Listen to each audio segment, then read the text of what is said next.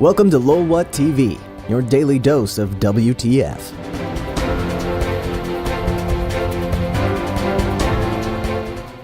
The world's most wanted terrorist began life as the privileged son of a wealthy Saudi construction magnate. But he became a household name in 2001 after orchestrating a devastating series of attacks on the World Trade Center buildings in New York and the Pentagon building in Virginia. That's what most people know about him. But did you know he had a serious crush on Whitney Houston?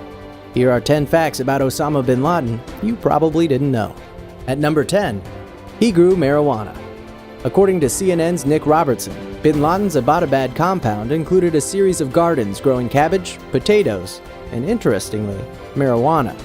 The compound was home to an estimated $1 million worth of the plants at the time of its discovery. Despite being located just miles from a Pakistani military base, the crop went unnoticed by officials. At number 9, he loved Whitney Houston. A book by Kola Booth, who was held against her will as bin Laden's sex slave, describes his love for the African-American pop star, going so far as to state he was willing to break his color rule and make her one of his wives. Booth claims bin Laden had a promoted desire for Whitney Houston, and although he claimed music was evil, he spoke of someday spending vast amounts of money to go to America and try to arrange a meeting with the superstar. She adds, "In his briefcase, I would come across photographs of the star. It would soon come to the point where I was sick of hearing Whitney Houston's name."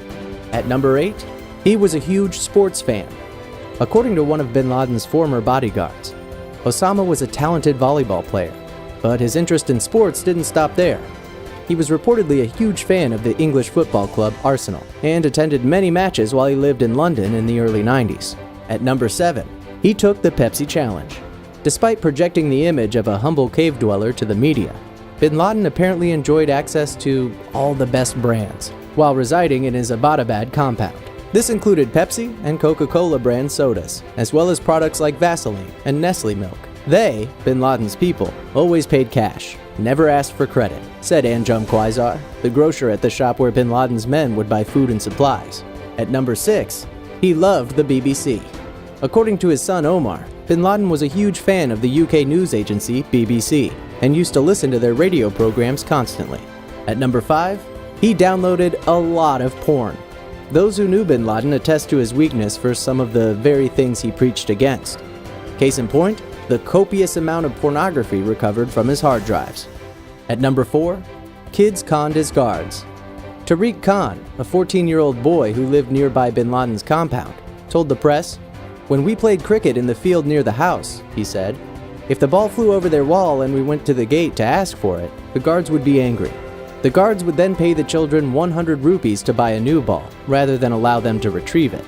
A new ball would only cost them around 20 rupees, a great return on investment that could be made over and over again with new balls." At number 3, he studied economics. As a youth, bin Laden attended the Management and Economics School at the prestigious King Abdulaziz University, where he studied business administration and economics. He did well in school, but found himself rather uninspired.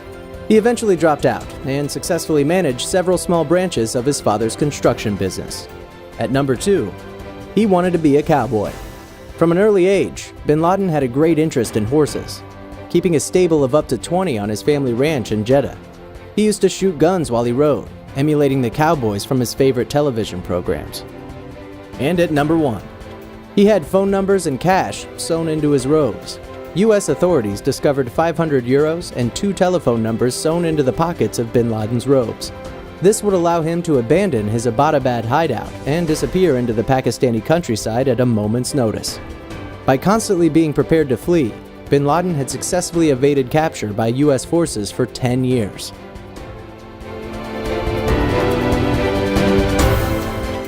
Click like, comment, and subscribe for more daily videos like these.